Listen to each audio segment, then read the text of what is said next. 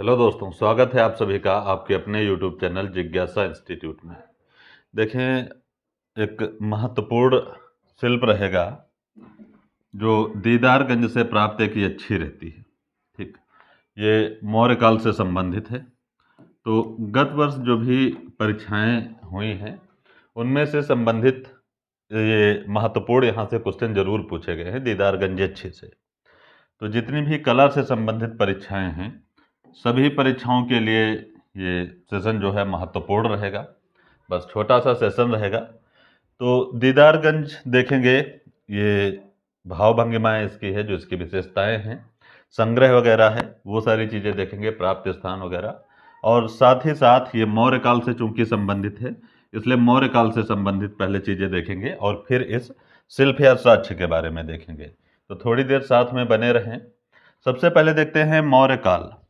तो मौर्य काल जो रहा है, मौर्य राजवंश जो रहा है, उसके संस्थापक जो रहते हैं वो चंद्रगुप्त मौर्य थे। ठीक है, तो यहाँ पे चंद्रगुप्त मौर्य ने स्थापना कैसे की, किसको हरा के की, वो सारी चीज़ें थोड़ा सा महत्वपूर्ण रहेंगी। और मौर्यों के जो शक्तिशाली शासक माने जाते हैं वो अशोक हैं। नहीं अशोक हैं तब आप चंद्रगुप्त मौर्य बता सकते हैं। चंद्रगुप्त मौर्य जो थे ये जैन धर्म के अनुयायी थे। जैन धर्म की संगत इनके समय रहती है। और अशोक जो थे ये बौद्ध धर्म के अनुयायी थे, तो बौद्ध धर्म की संगत इनके समय रहेगी। तो ये भी ध्यान रखेंगे। राजधानी अशोक की, क्योंकि महत्वपूर्ण शासक रहे हैं, तो इनके समय पाटलिपुत्र, या नहीं है पाटलिपुत्र तो पटना बता देंगे, पटना नहीं है तो बिहार बता देंगे, बिहार। तो पाटलिपुत्र पटना बिहार में राजधानी रही है। धर्म देखेंगे, जो मौर्य काल रहा है ये किस धर्म को निरूपित करता है, कौन से धर्म इनके समय में प्रचलन में थे। तो बौद्ध धर्म और जैन धर्म दोनों रहेंगे। चंद्रगुप्त मौर्य अशोक शक्तिशाली दोनों शासक रहेंगे। तो धर्म, बौद्ध धर्म और जैन धर्म दोनों जो हैं मौर्य काल में रहेंगे। एक चीज़ यहाँ पर देखेंगे कि प्रसिद्धि किस लिए रही है, प्रसिद्धि। तो देखें, जो मौर्य काल है उसकी अगर एक प्रसिद्धि बताना है कि सर्वोत्तम वो किस लिए प्रख्यात है, ठीक, तो वहाँ पर स्तंभों के लिए। और अगर पालिशदार स्तंभ मिल जाते हैं तो और अच्छी बात है। पालिशदार स्तंभों के लिए मौर्य काल जो रहता है वो सबसे ज़्यादा प्रसिद्ध रहता है। तो ये चीज़ याद रखेंगे। जैसे पूछता है गुप्त काल किस लिए प्रसिद्ध है, शुंग काल किस लिए प्रसिद्ध है, तो ये जो काल पीरियड वंश रहेंगे इनकी एक विशेषता अगर पूछी जाए तब के लिए बताएंगे कि स्तंभों के लिए प्रसिद्ध है। ठीक है, और स्तंभ किसके शासनकाल से संबंधित हैं, स्तंभों की विशेषताएं वगैरह जो रहेंगी वो सारी चीज़ें देखेंगे वहाँ पे। तो उनको एक बार देख लीजिएगा, महत्वपूर्ण रहेंगे।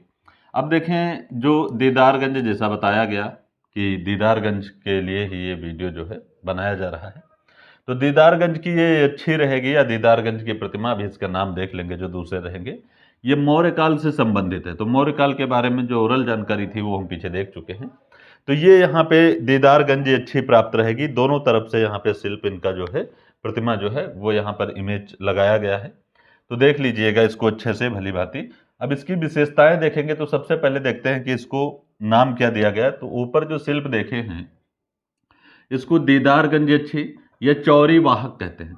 जो गदा टाइप से ये लिए हैं दाहिने हाथ में और कंधे पे रखे हुए हैं, तो वो चौरी वाहक है। वाहक मतलब धारण किए हुए हैं, तो चाहे चौरी वियरर पूछ ले, है ना, चौरी वियरर पूछ ले, चौरी या चोरी वियरर। तो ये भी ध्यान रखेंगे। नाम जो है महत्वपूर्ण रहेंगे। और इसको चावर धारड़ी भी कहते हैं। तो चौरी वाहक, चावर धारड़ी, या दीदारगंज की अच्छी, ठीक है, और या चौरी वियरर, जो भी नाम रहे।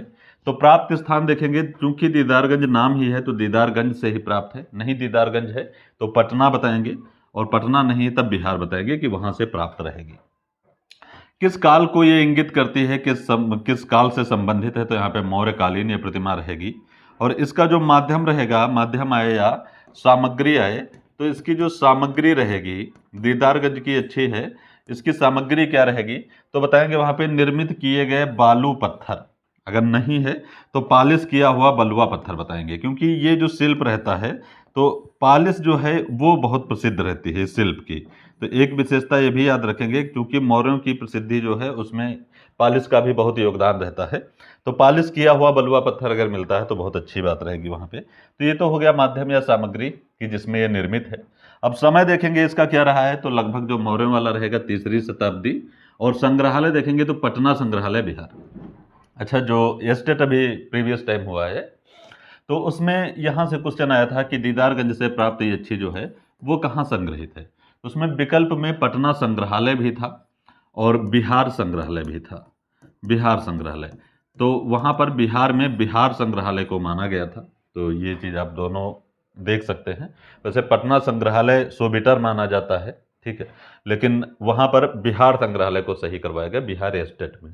तो ये अपने हिसाब से देख लीजिएगा। विशेषताएं देखेंगे कि इस शिल्प की क्या विशेषताएं रहेंगी।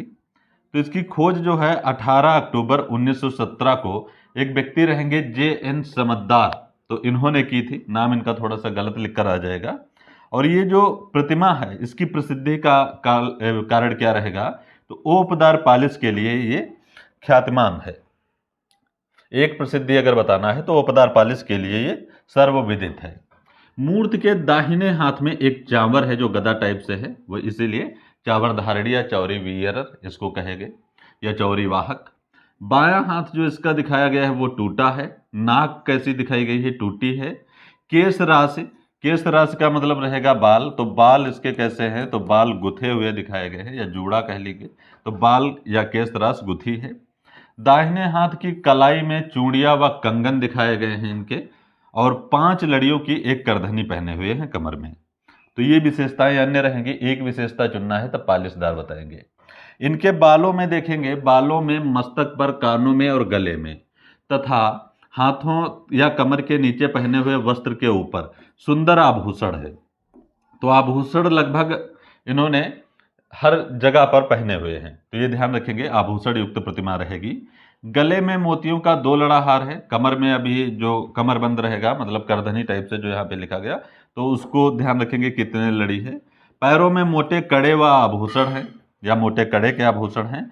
अधोभाग में वस्त्र की चुन्नटों, ये चुन्नट लिखा है, जो चुन्नटें रहती हैं सिलवटें, है ना, तो उनको दिखाने के लिए लहरदार गहरी रेखाओं का प्रयोग पत्थर में ही कर दिया गया है। तो यहाँ पर ये भी महत्वपूर्ण रहेगा, ये विशेषता। नेक्स्ट देखेंगे, नोट करके पॉइंट लिखा है कि इस शिल्प को भारतीय मोनालिसा नाम से भी जाना जाता है। वहां पर व्यक्ति मिल जाएंगे लक्ष्मण सिहारे वगैरह, जिन्होंने इसकी तुलना भारतीय मोनालिसा या इसको भारतीय मोनालिसा के नाम से पुकारा है। तो ये चीज ध्यान रखेंगे। तो आज का सेशन जो छोटा सा था लेकिन महत्वपूर्ण है, ये जो छोटे छोटे सेशन रहेंगे सभी कलाओं से संबंधित महत्वपूर्ण रहेंगे, ठीक है। तो आज के लिए बस इतना ही था। मिलते हैं नेक्स्ट वीडियो में next day. Thank you so much. Thank you all of you.